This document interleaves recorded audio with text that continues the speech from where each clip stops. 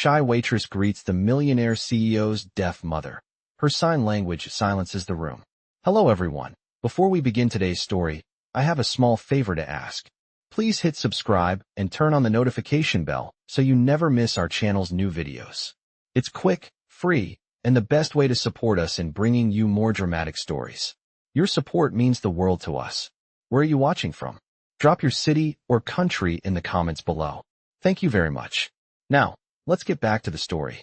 Emma Johnson wasn't your average waitress. While the world outside the restaurant saw her as just another young woman in a black apron serving food to the rich, the truth was far more layered. Emma had a sharp mind, a hidden talent for sign language, and a calm demeanor that many often underestimated.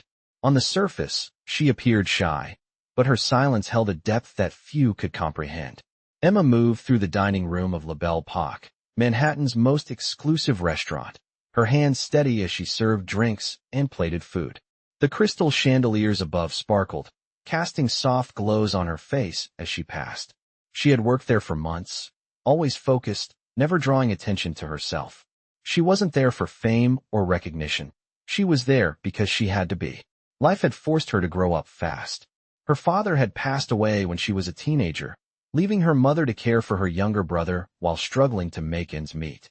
Emma had worked hard, studied hard, and learned how to survive in a world that rarely gave second chances. Tonight, however, the world was about to notice her, though it would come in the most unexpected way. As Emma delivered a bottle of wine to a table near the back, the door opened, and in walked a group of distinguished guests. Among them was a man she immediately recognized, David Miller, the CEO of one of the largest tech companies in the world. He was accompanied by a woman, older, her features soft yet dignified. Emma's eyes flicked to the woman's hands. The woman, Mrs. Miller, was signing, and Emma's heart skipped. She was deaf. David Miller was known for being sharp, often intimidating, his presence commanding the room with a force that left little room for anyone to challenge him. But tonight, as he followed his mother into the restaurant, Emma saw a different side of him. He was protective, perhaps a little distant, but there was an undeniable tenderness in the way he guided his mother to the table. As Emma approached the table to take their drink orders, she caught a glimpse of the conversation that was unfolding. David Miller was trying to speak with his mother, but the staff wasn't equipped to communicate with her.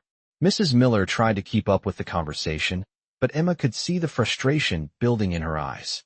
Without thinking, Emma stepped forward.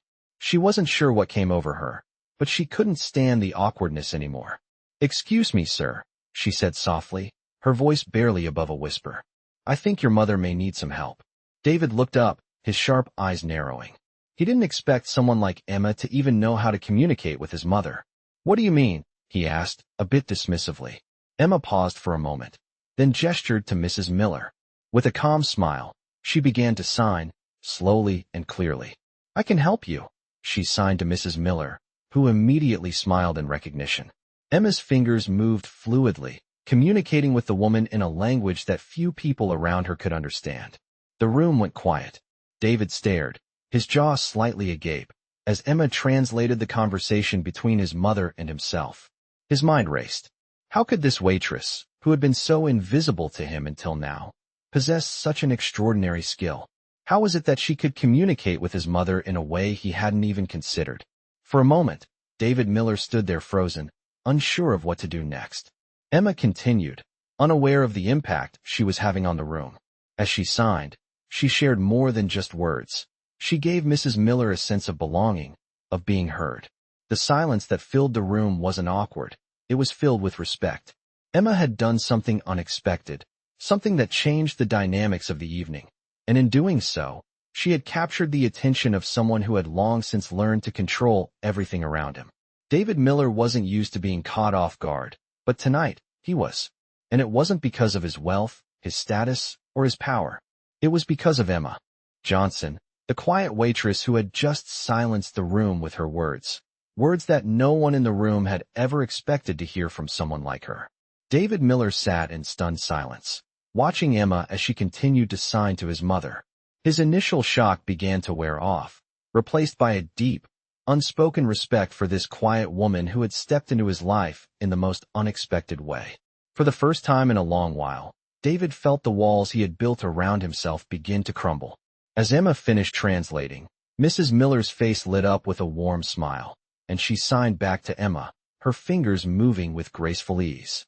David could see the genuine connection between them, something he had never truly experienced with his own mother, despite the years they had spent together. "Thank you," Mrs. Miller signed, her eyes twinkling with appreciation. Emma simply nodded, her expression soft but steady. "It's my pleasure," she signed back. The room was still, save for the soft clink of glasses and the murmur of distant conversations. It was as though time itself had stopped, and in that moment, everything felt perfectly aligned. David cleared his throat, his voice low and cautious as he spoke for the first time since Emma had started signing. "I had no idea you could do that," he said, his eyes fixed on her. Emma met his gaze, her expression neutral but her eyes betraying a flicker of something deeper, perhaps a hint of surprise that he was actually acknowledging her. "I didn't expect to be called upon for it," she replied, her voice calm but with a quiet strength behind it. "But sometimes, life requires us to step up in unexpected ways." David looked at her for a long moment, processing her words. He wasn't used to being spoken to with such quiet confidence. In his world, power was a loud, assertive force, something to be wielded with authority. But here, in this restaurant, in this moment, he was witnessing something entirely different, a strength that didn't demand attention but commanded it nonetheless. "I must admit, I'm impressed," he said, his voice softer now, almost as though he were speaking to himself. Emma didn't respond, instead turning her attention back to Mrs. Miller, who was now chatting away, grateful for the unexpected kindness she had received. For a moment, David simply watched her, his mind racing with questions he didn't know how to ask. How could someone so ordinary on the surface possess such extraordinary abilities? How had she remained so hidden in plain sight, surrounded by the very people who, in his eyes, had everything and still found a way to feel incomplete? "You must have learned that in school," David continued, breaking the silence. Emma glanced at him, her eyes momentarily flashing with a mixture of determination and something else he couldn't quite place. "I studied linguistics in college," she said simply, as though that explanation should suffice. But David was far from satisfied. "And then you chose to serve food?" he asked, his voice edged with disbelief. Emma hesitated, and for a moment, David thought she might not answer. But then she spoke, her words slow and deliberate. "Sometimes, the choices we make aren't always about what we want to do. They're about what we have to do." Her words hit him harder than he expected, and for the first time in a long while, David felt a pang of guilt stir within him. He had spent so much of his life chasing power, chasing success, that he had forgotten what it meant to truly live. He had forgotten what it meant to sacrifice, to struggle, to make choices out of necessity rather than desire. "I'm sorry," David said, the words slipping out before he could stop them. Emma turned to face him, her expression unreadable. "You don't need to apologize," she said, her tone firm but not unkind. "You didn't do anything wrong." But David wasn't so sure. He had done something wrong, not to her, but to himself. He had built his empire on ambition and drive, on cutting others down to rise above them. And in doing so, he had lost sight of the very things that made life worth living. The simple, human connections that Emma had just shown him. As the night wore on and the last of the guests finished their meals, David found himself strangely drawn to Emma. He watched as she moved through the restaurant, never seeking attention, but somehow commanding it with every step she took. Her quiet confidence, her grace, and her ability to connect with others. It was all so different from the world he knew, a world where people were valued only for what they could do for him, or for what they could offer. Emma had offered nothing but kindness and skill, and yet she had already given him more than anyone else ever had.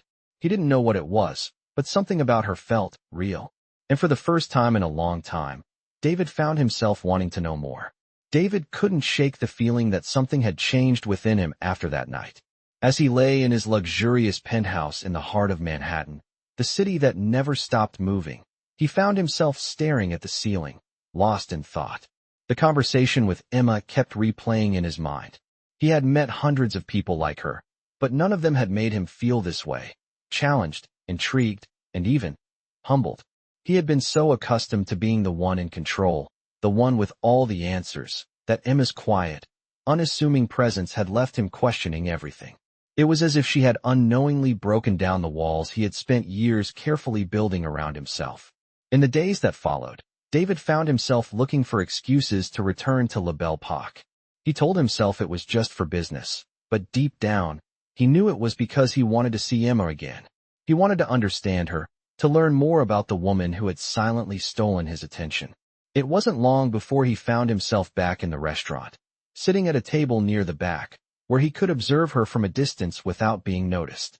Emma was busy, as usual, moving through the crowded dining room with practiced ease. Her movements were fluid, almost graceful, and yet there was a quiet intensity about her that was impossible to ignore.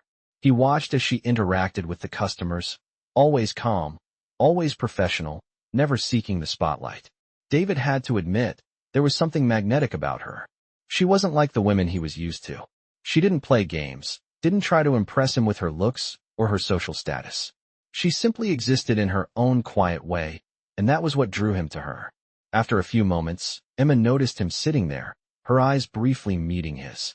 It was a fleeting glance, but it was enough for David to feel a pang of nervousness that he hadn't felt in years. He wasn't used to being on the receiving end of someone else's scrutiny, and yet Emma's gaze was not one of judgment. It was one of curiosity, perhaps even indifference. She didn't seem impressed by his wealth or his position.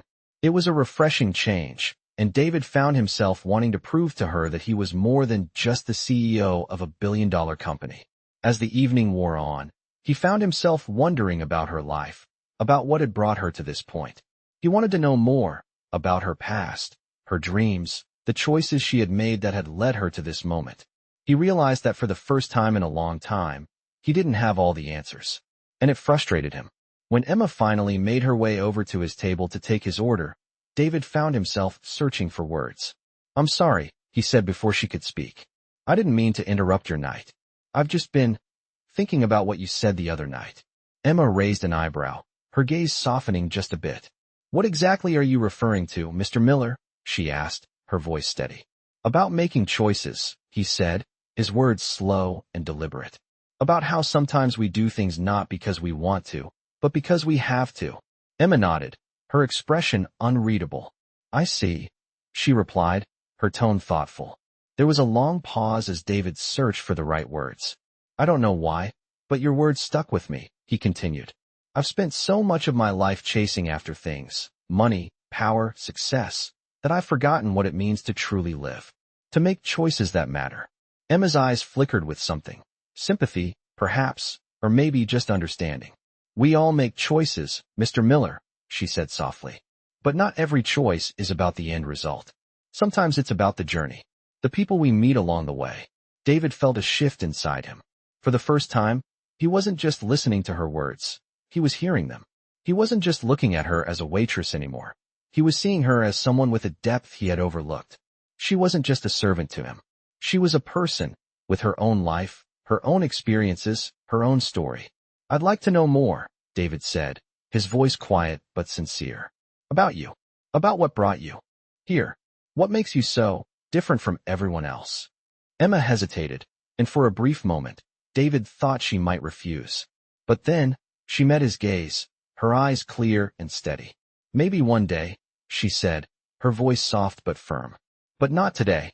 David nodded, a feeling of disappointment washing over him, but also something else, a sense of respect. He wasn't used to being told no, but somehow, it felt right. For once, he wasn't in control, and that realization left him more at peace than he expected.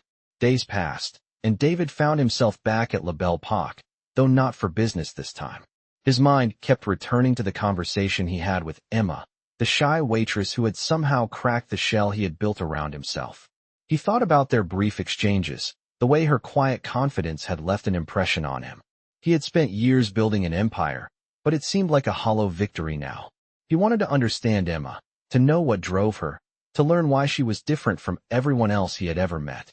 One evening, after finishing a particularly grueling day at the office, David made a decision.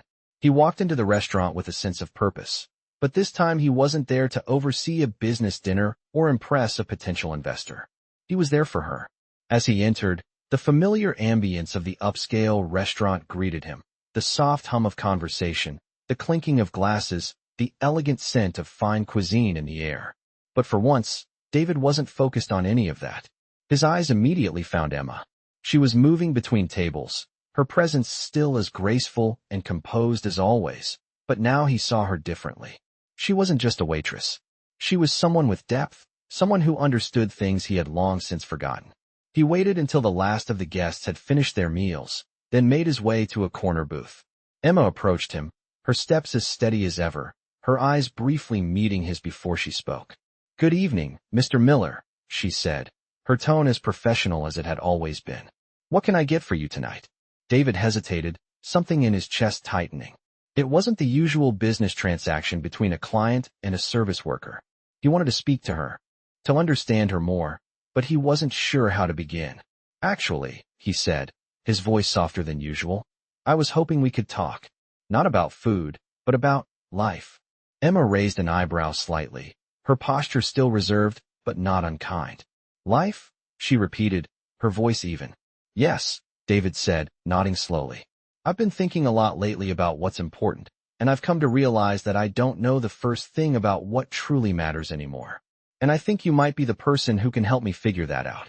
Emma didn't say anything immediately. She simply stood there, looking at him with a steady gaze, as though she were weighing his words carefully. "I don't know if I'm the right person for that," she said finally. "I'm just a waitress."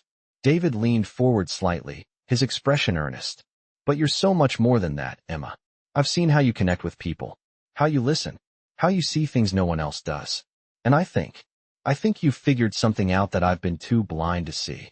There was a long pause, and for a moment, Emma looked like she might speak, but instead, she simply nodded and took a step back. "I'm afraid I can't offer you the answers you're looking for," she said softly. "But maybe what you need isn't answers. Maybe you need to stop looking for them." David blinked, taken aback. "What do you mean?" Emma hesitated for a moment, as if gathering her thoughts. "Sometimes," she said slowly, "we get so focused on finding the right path, the right answer, that we forget to actually live. We forget to experience what's around us. You're always looking ahead, planning, building, but when was the last time you just lived in the moment?" David was silent for a moment, the weight of her words sinking in. He had been so consumed with the future, so focused on building his empire, that he had never stopped to appreciate what he already had. He had forgotten to truly live. "I've spent so much time thinking about the next big deal, the next move," David admitted, his voice quieter now. "But you're right. I've been running from the present, from the people around me." Emma gave him a small, knowing smile. "You're not the only one," she said gently. "We all get caught up in the rush. But maybe the real question is, what are you running toward?" David felt a shift inside him. Emma's words had a way of cutting through the noise in his mind, forcing him to confront something he had been avoiding for years. Maybe it wasn't about the next business deal, the next acquisition. Maybe it was about something simpler, something more human.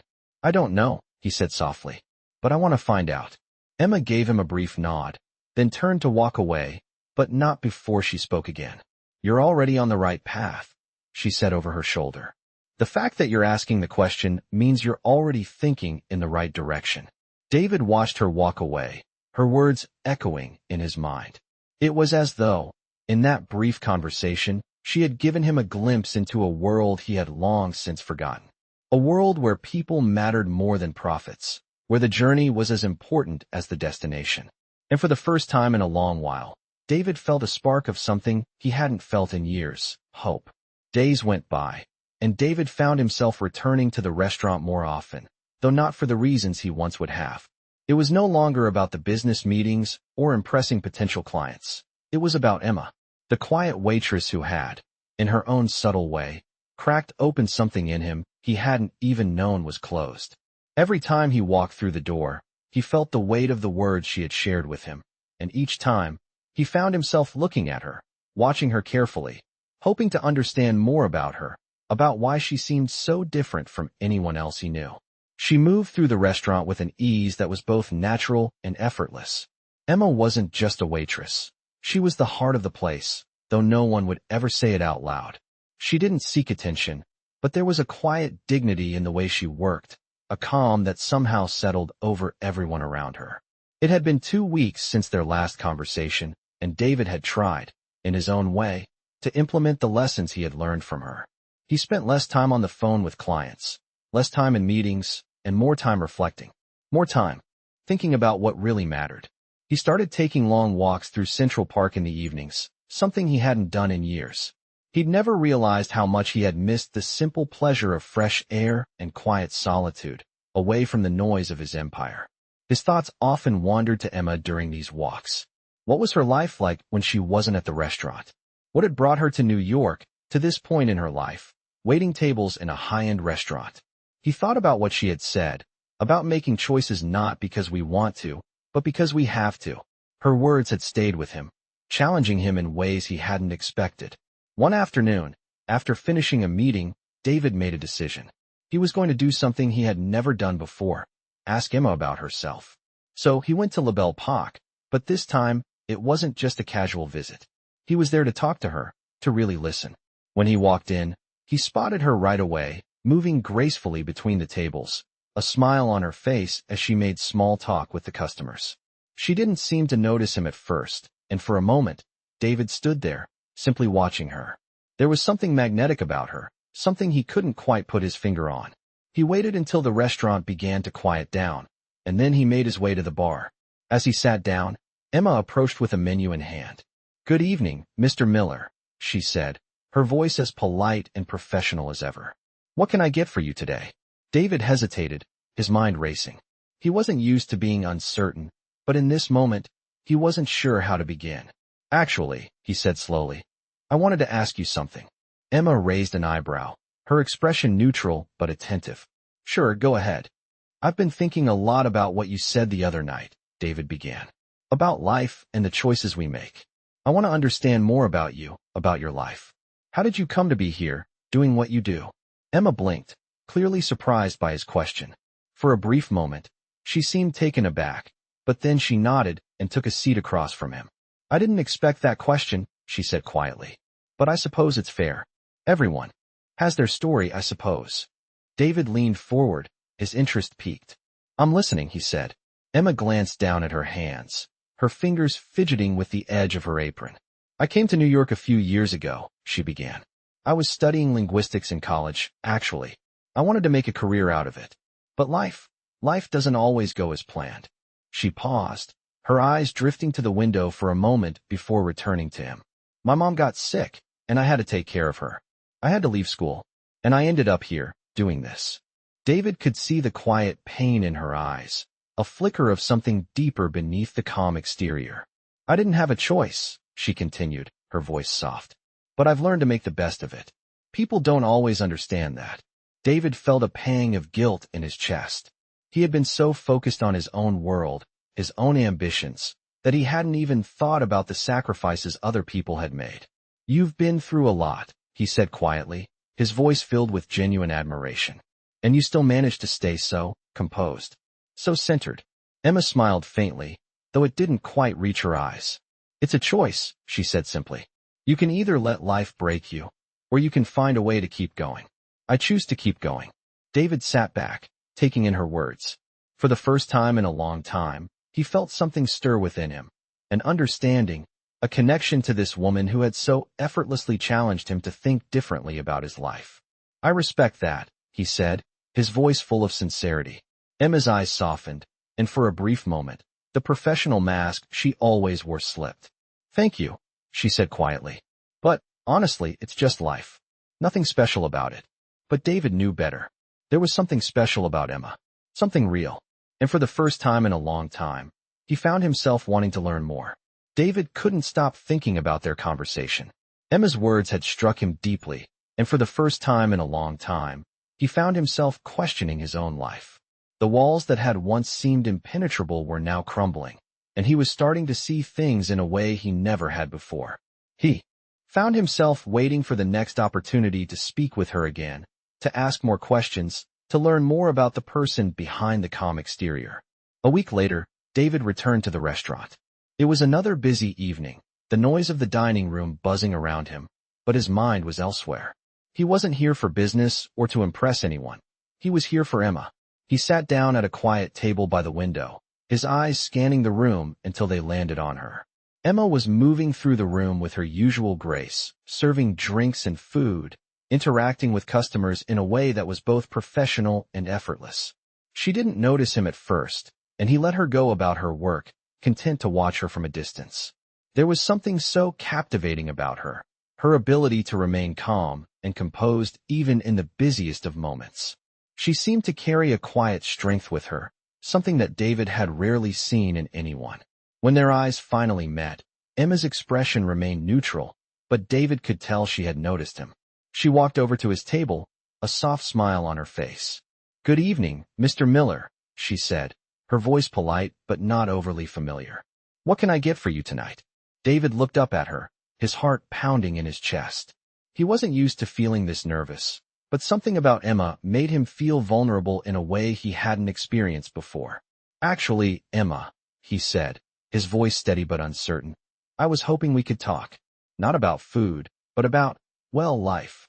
Emma raised an eyebrow slightly, as if surprised by his request. "Life?" she repeated, her tone measured. "Yes," David said, nodding slowly. "I've been thinking a lot lately, and I realize that there's so much I don't understand. About people. About what truly matters." Emma stood there for a moment, considering his words, and then pulled out the chair across from him. "I'm listening," she said quietly. David took a deep breath.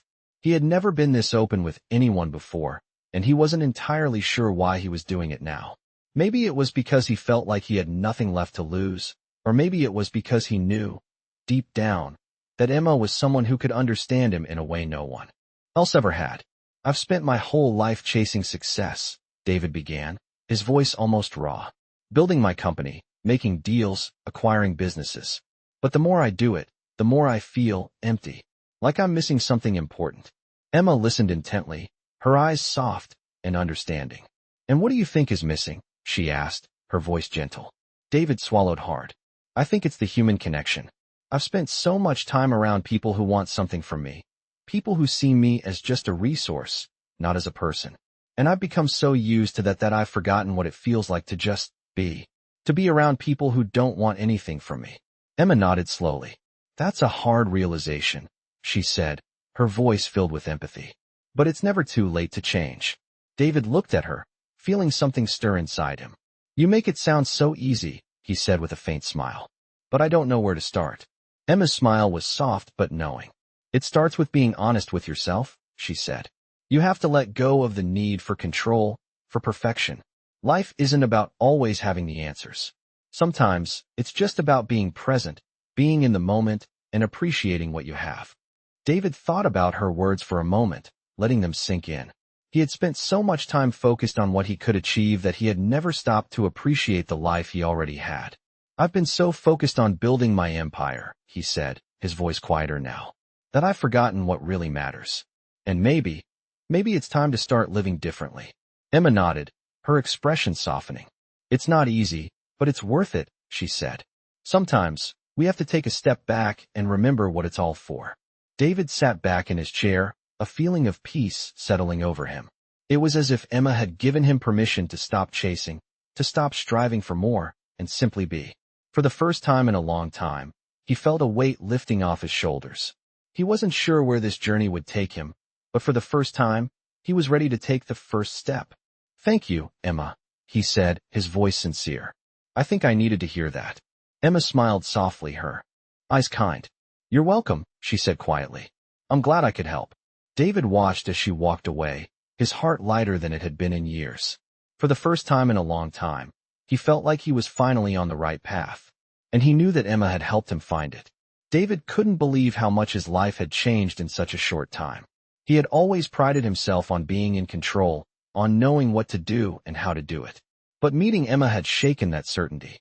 She had made him question everything, his priorities, his choices, and most of all, the way he had been living. It had been 3 weeks since their conversation, and David had kept to his word. He had stopped obsessing over work and started paying attention to the little things. The walks through Central Park had become a regular part of his routine, and the sense of calm they brought him was something he hadn't experienced in years. But there was still something missing, something he couldn't quite place. He realized that, Despite everything he had learned, he hadn't yet fully faced the truth of his feelings for Emma. She had been a constant in his thoughts, a presence that had quietly woven itself into the fabric of his life without him even realizing it.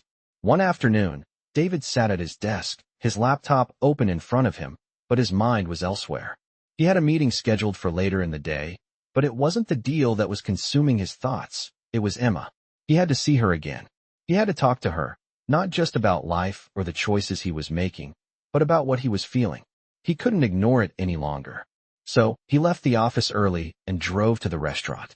The familiar scent of the restaurant greeted him as soon as he walked through the door. He glanced around, looking for her, and saw Emma moving between the tables, her graceful movements as calm and collected as ever. When she noticed him, her expression didn't change, but there was a flicker of recognition in her eyes. She walked over to his table, her steps measured and confident. "Good evening, Mr. Miller," she said, her tone as polite as ever, but with a hint of warmth. "What can I get for you?" David smiled, though it didn't quite reach his eyes. "Actually, Emma, I was hoping we could talk," he said, his voice steady but soft. Emma raised an eyebrow, surprised.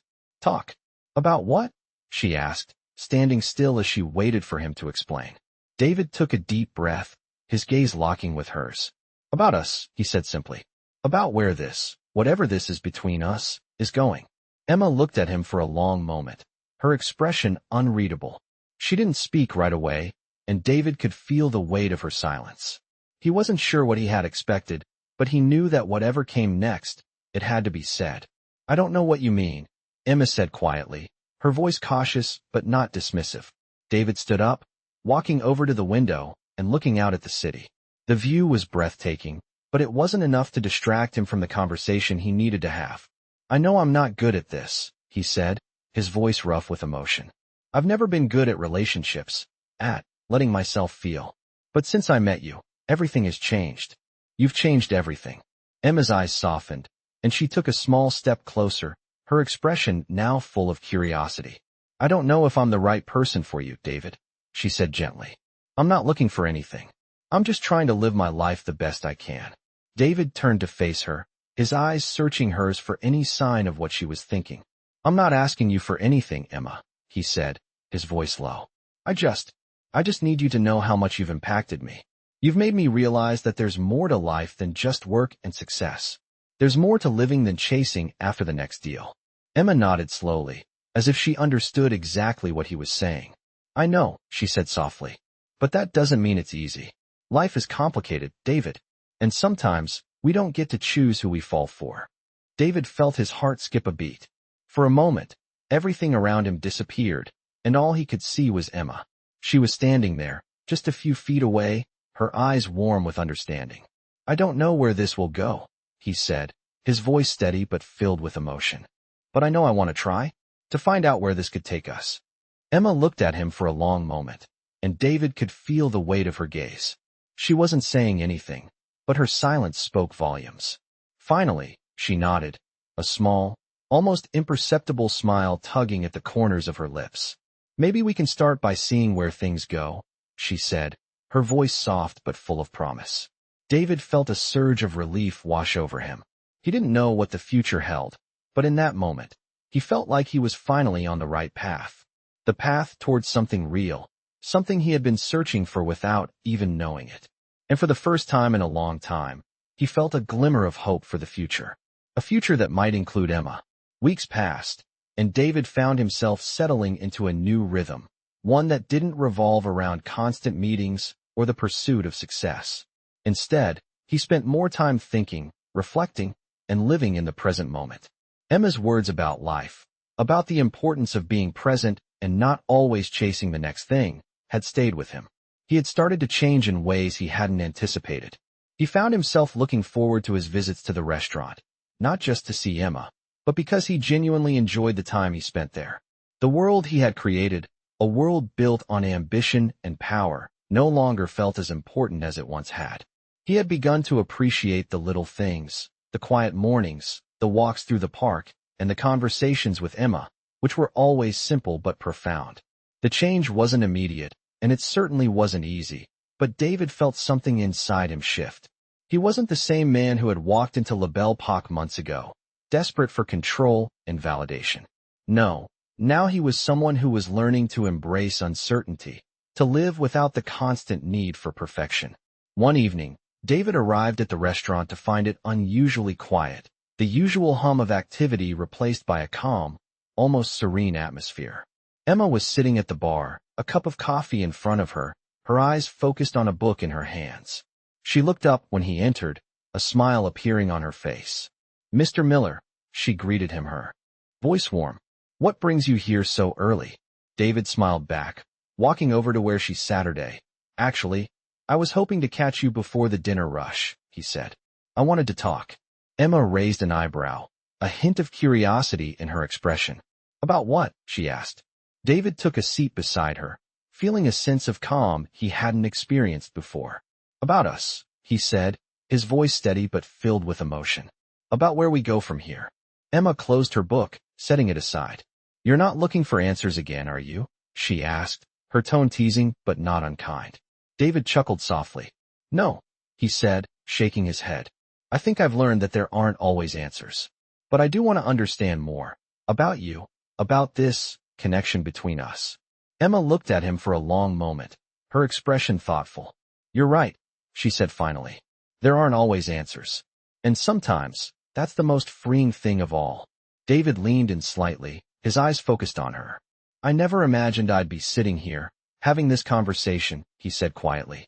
"But I'm glad I am." Emma met his gaze, her eyes softening. "So am I," she said, her voice gentle. They sat in silence for a few moments, both of them content in the quiet understanding they had reached.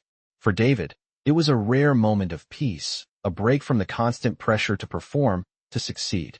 For Emma, it was a moment of connection, of being seen for who she truly was, not just as a waitress, but as someone with her own story, her own depth. David broke the silence.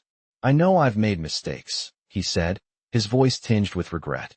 "I've spent so much time focused on the wrong things, and I've hurt people along the way. But I want to make it right. I want to do better." Emma smiled softly, her eyes full of understanding. "You're already on the right path, David," she said quietly. "The fact that you're here, trying to be better, that's the first step." David felt a warmth spread through him at her words. For so long, he had been consumed by the idea of perfection, of always being in control, always being the best. But now, he realized, it was okay to be imperfect. It was okay to make mistakes. What mattered was the effort to change, to grow. "I don't know what the future holds," David said, his voice full of uncertainty. "But I know I want to try. I want to try to be better, for myself, and for the people who matter." Emma's smile widened, and for the first time, David saw her not just as a woman he was drawn to, but as someone who had helped him find a part of himself he had forgotten. "You'll get there," she said softly. "It's not about the destination. It's about the journey." David nodded, feeling a sense of peace settle over him. He didn't need all the answers. He didn't need to have it all figured out. What he needed was to be present, to embrace the uncertainty, and to continue moving forward, step by step. As he left the restaurant that evening, he felt lighter than he had in years. He wasn't sure what the future held, but for the first time in a long time, he was ready to face it, whatever it may be. Months passed, and David found himself settling into a new routine, one that wasn't defined by the relentless pursuit of power or success. Emma had changed him in ways he didn't fully understand, but the changes were undeniable. He was no longer the man who thought everything could be bought or controlled. The conversations with Emma, the quiet moments they shared, had opened his eyes to a world he had long neglected, the world of human connection, of being present, of finding meaning in the simple things. He still ran his company, but now, his priorities were different. He took time for the little moments, the quiet evenings spent reading, the walks through the park, the conversations with people who mattered to him. It was a slower pace, one he hadn't known he needed, but one that brought him peace. Emma, too, seemed different. Their connection had deepened over time, not through grand gestures or declarations, but through the small, everyday moments. They shared stories about their pasts, their dreams, and their hopes for the future.